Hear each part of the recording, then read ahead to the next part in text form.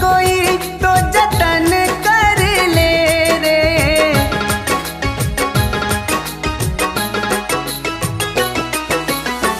मुक्ति का कोई तो जतन कर ले रे। मुक्ति का कोई तो जतन कर ले रे। रोज थोड़ा थोड़ा यीशु का भजन कर ले। रोज थोड़ा थोड़ा प्रभु का भजन कर ले। अच्छा भला कोई तो कर्म कर ले रे। अच्छा भला कोई तो कर्म कर ले रे। रोज थोड़ा थोड़ा प्रभु का भजन कर ले। रोज थोड़ा थोड़ा यीशु का भजन कर ले।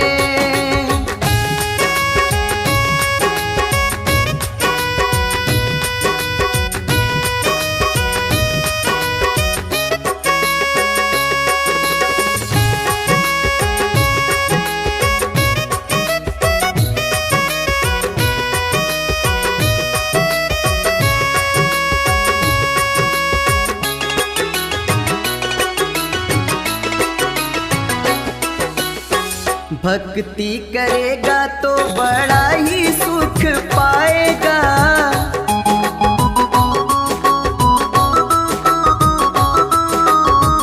भक्ति से आत्मा का मैल छूट जाएगा।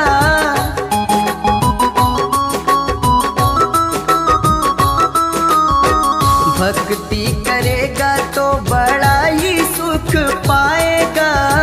भक्ति से आत्मा का मैल छूट जाएगा।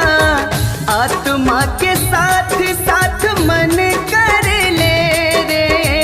आत्मा के साथ साथ मन कर ले रे। रोज थोड़ा थोड़ा प्रभु का भजन कर ले।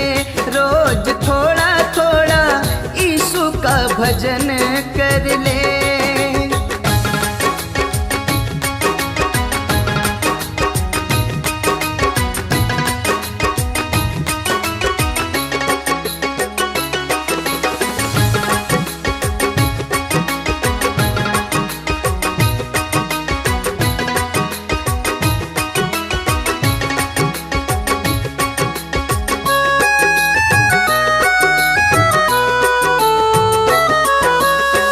संगत कर ले तू अच्छे लोगों की।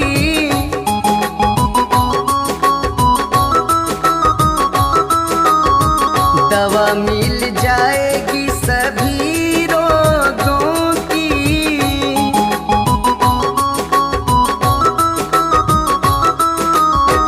संगत कर ले तू अच्छे लोगों की। दवा मिल जाएगी सभी रोगों की। जिंदगी को अपने सफल कर ले रे। जिंदगी को अपने सफल कर ले रे। रोज थोड़ा थोड़ा प्रभु का भजन कर ले।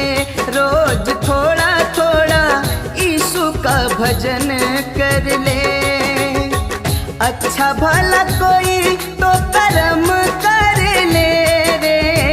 अच्छा भला कोई तो कर्म कर ले रे। रोज थोड़ा थोड़ा प्रभु का भजन कर ले।